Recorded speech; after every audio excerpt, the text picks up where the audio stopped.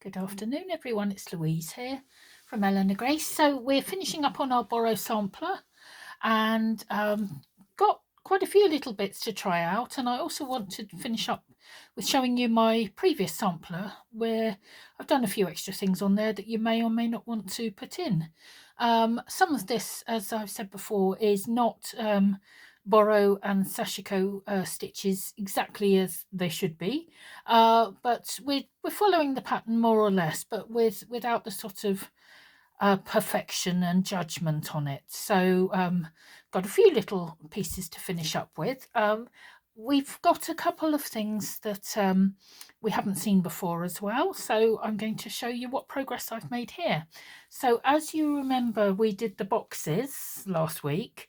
What I've done is found a version of this, which is just called Boxes Variation, where you put, as you remember, none of these squares, parts of the square actually meet, as with most Boro and Sashiko patterns, but you put a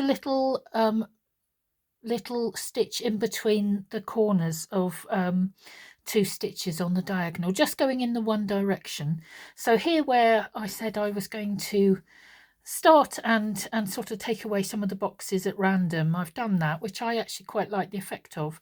So I haven't put in a stitch if there is no box to the top left of the other one, but if there is, I'll put a little diagonal stitch, again not going exactly from the center of the corner, but as as near to it. And I actually quite like the look of that and the sort of randomness of it that I did with the pattern. I was thinking of going all the way down with it, but then I sort of thought, no, I really want to try a couple of other stitches that I want to show you all before I go off for a little bit of rest and recuperation. So this one is called Blowing Grasses, and it's not dissimilar to the Blue Ocean Waves, which we used on one of the on our Sashiko bunting, which is where I had two little things of different sizes. And if you remember, we sort of went round one and then we went round another, and you just stitched around the shape of a smaller thing like this button. So I thought this is a type of what they call moyazashi, which is the generally it's a curved design. It's not always, sometimes it is straight, but mostly they tend to be the curved designs rather than these hitamazashi sort of boxes. This is a moyazashi really, as it's circular, and these are lovely. This is a very simple design. So what you want to do is get something. Now this isn't particularly big. This is probably just probably an inch and a half. So it's probably about 3-4 centimeters, probably not even that. It doesn't matter what size it is, just something circular. This is the inside of a cotton perle ball, one of these here. So that is the perfect size for me for this piece, because the width of it is exactly 3 of these. So what I did is I actually used pencil this time, because I've packed up, all my pens and everything. So I thought I'll just go over it in pencil, and then I'll see if I can try and rub it out afterwards.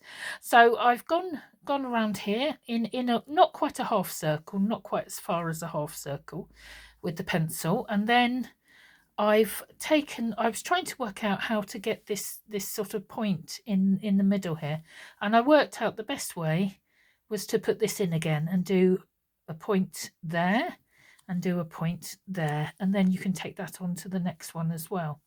The blowing grasses bit is these 2 lines here that are coming across, so they can be done sort of freehand. They don't have to be absolutely perfect for our purposes anyway. As you can see, they're all slightly different, but I like the look of that. And I'm considering now, I've got to that point where I'm considering now, do I go on? As you can see, I've marked out the next stages there very lightly, and I'm considering, do I carry on down there? I think I probably will. So I'll be carrying on down here and then doing the 2 blowing grasses over that way, and the same here. So that's a really good one to use something you know, about that size, about the size of the inner of a cotton pearly ball. So that is Blowing Grasses. We've had a look at this one, so that's done. I do have a bit of this blue here which has crept over into this piece, so I'm probably going to do whatever I'm going to do over here there. So I think because of the shape of these particular things, I'm going to go off pieced. That does suggest to me a chain stitch. So I have done a pattern not dissimilar to this before, and I think that's what I'm going to do here, is just do a few little gentle sort of chain stitches with a bit of back stitch there. And down here you can see how I've got on with my other piece that we worked on last week. This is the rice stitch. So you started off, as we did last week, going across and doing an offset line every other row, and then making them into crosses, and then finally adding that tiny stitch in between, a bit like we've done here with this on a larger scale. So this is quite fine and quite small. I was going to keep going, but again I thought, do you know what, this is quite high energy, this one. It took me quite a while, so I thought, no, I'm going to put something different in. And I was thinking of the stitches that I've seen and that I haven't yet tried, and I thought the persimmon stitch would be a good one to do. Now this is again, it's a straight stitch, so it's a type of hitamazashi. But it is really pretty, and it can be made into a pattern. This is quite a common one that you'll see on the Sashiko packs, if you know, if you buy a kit. This is one of the really common ones, and it's very pretty when it's put together, but it's also quite pretty on its own. So I'll tell you what I did with this. So for this, I decided to start off in the middle and sort of work my way round. So again, you're not actually putting each stitch into the exact same hole. You're actually trying to just slightly miss that, and so you don't get the overlap. So what I did, I started off, as you should do, I started off with all the horizontal stitches. So I started here on this one here. If you're right-handed, you might find you want to start that side, but as a lefty, this made sense to me. So I made these 2 stitches, and I worked out how far apart they were going to be. Now this is a very, very nice bit of linen, and thankfully it has very, very clear striations to each line, so I could work out quite easily where I was going to go next. What you might want to do if you're not confident is to use a ruler and to just actually literally measure out your piece. I did this all freehand, and actually I don't think it looks too bad, does it? What you could do if you were using a ruler, what you could do is do these 3 straight stitches across with spaces in between, and the same underneath, and then you could mark it out going down as well. So that would be, you know, doing that a bit more formally. What I'm doing is obviously a slow stitching version. It's quite informal, but I think it came out pretty well. So I started off with these 2 left stitches here. Then I thought it'd probably be best to get the form underneath here. So I went along with this stitch here and this stitch here, and then up here and to the corner stitch there. I then came back and did these 2 stitches, and then I went up and over with those horizontals all the way. Once you've got those in place, it's then quite easy to see where you go down with the vertical stitches and finish off that center as well. So this was a really nice one. So it's called persimmon. I think persimmon is I know it's a flower or fruit, I believe, but it's a very lovely stitch. So finally, as I mentioned earlier, as you can see, I'm still working on these blowing grasses here. Finally, I decided I'm going to do, as we did on the previous, on the bunting, I'm going to do the blue ocean waves on one of these pieces. I haven't worked out which yet, possibly this one. And I'll just show you the bunting so you can be reminded of that one.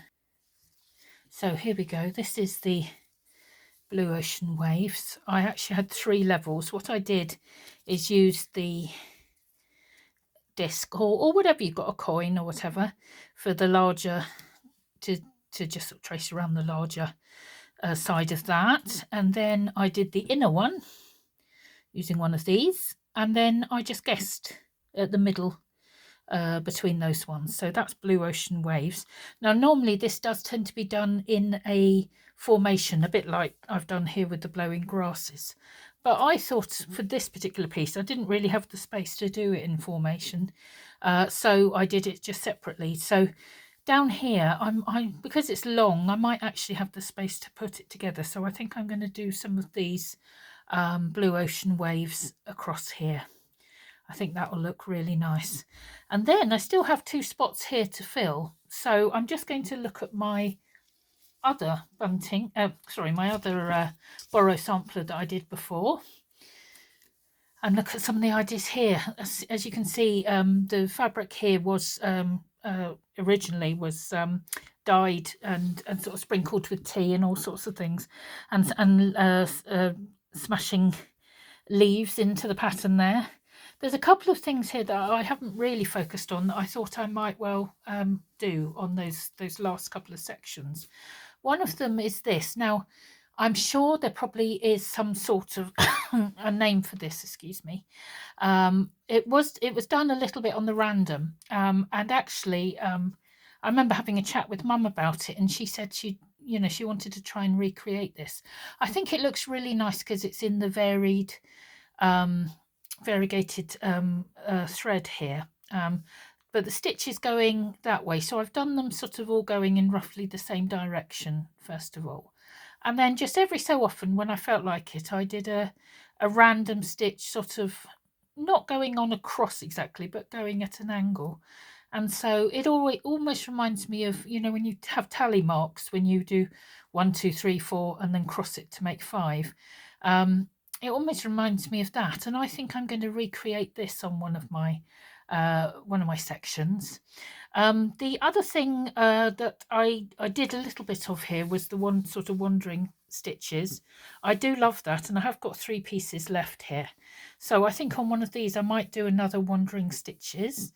But on here I've just done it very lightly. I actually filled this one quite a lot, but I think I might do a simple one like this where I just do a shape that I feel like. And as you can see here, I've done the separate hitamazashi sort of basic crosses, and I do quite like the look of those as well, so I think I might employ those on one of my sections here. And then, as I said, I've got this section here which has already got this pattern, and I think it'd be hard to sort of do something with this without actually sort of covering it. So I am going to do some chain stitches, which is a little bit naughty, but what I will probably do in the blue is do running stitch along here. Actually, come to think of it, rather than back stitch, because it'll still be blue in between, but you'll get the picture for that. So I think that will be the finish of it. So I've got a few days off now. I'm sort of bit of rest and recuperation, so I won't be around. I will try and answer questions when I can, but I'll be sort of back in action after Friday. So if you have any queries, you can always come into the group and put a query on there and get some advice, or share what you've been doing. I'd love to see more of your your attempts with this, because as always with slow stitching, we're not looking for perfection, and Boro not so much, but Sashiko has always been something of trying to achieve perfection. We want to just get the good feelings from doing this, so enjoy and have fun, and I look forward to seeing what you all come up with, and hopefully after a few days off I will have finished this and we can see what we've all got. But yeah, I wish you a very happy weekend, and I'll see you soon. Bye.